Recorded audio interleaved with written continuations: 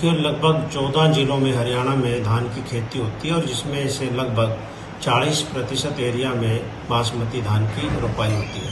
इसमें मुख्यतः पूसा बासमती 1692, पूसा बासमती 1509, पूसा बासमती 1121 और एक CSR 30 इत्यादि किस्में लगाई जाती हैं।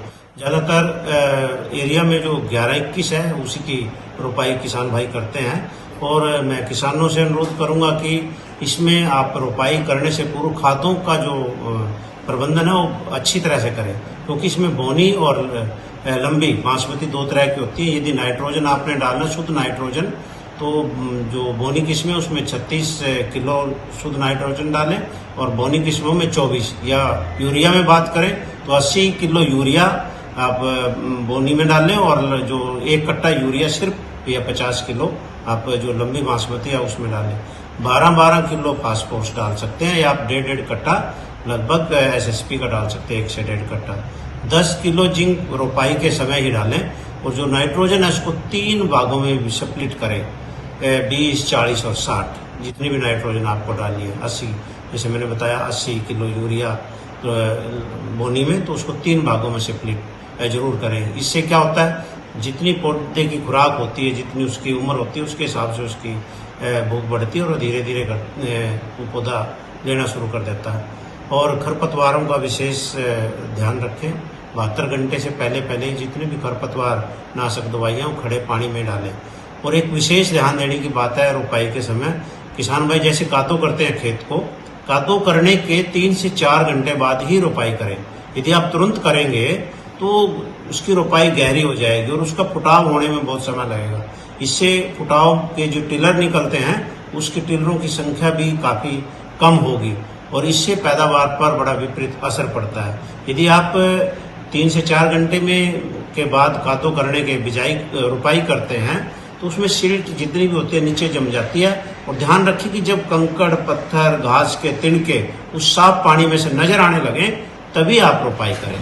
और रोपाई करने से पूर्व भी एक बात ध्यान देने योग्य है कि जब वो पनीरी उखाड़ते हैं खेत से तो उसको खड़े पानी में उखाड़ें, सूखे में बिल्कुल भी ना उखाड़ें, क्योंकि जमीन जनित बीमारियां जैसे झंडा रोग जिसको बोलते हैं वो इत्यादि लगने की बड़ी संभावना रहती है और वो एंट्री वहीं से करती है जहाँ हमारे रोपाई करने के लिए जो हमने पौध को उखाड़ा वहाँ से इंजरी हो जाती है, वहाँ से एंट्री करते हैं।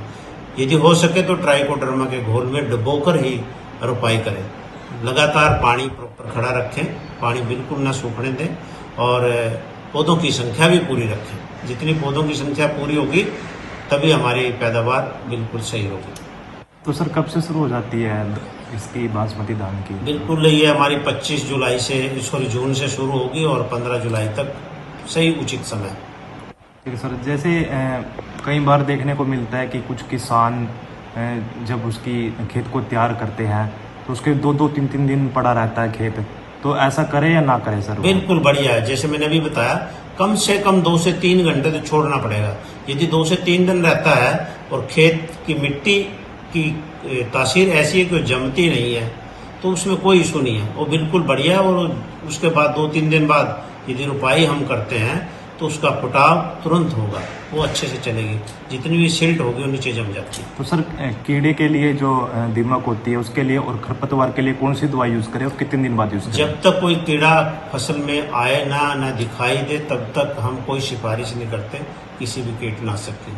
जैसे वो आए उसी समय रोपाई करें, क्योंकि हम हमेशा किसानों को कहते हैं कि जब जरूरत हो दवाइयाँ, चाहे इंसेक्टिसाइड हो या पेस्टिसाइड हो, तभी प्रयोग करें। और खरपतवार जरूर रिकमेंड करते हैं स्टार्टिंग में, ताकि खरपतवार न पनपे।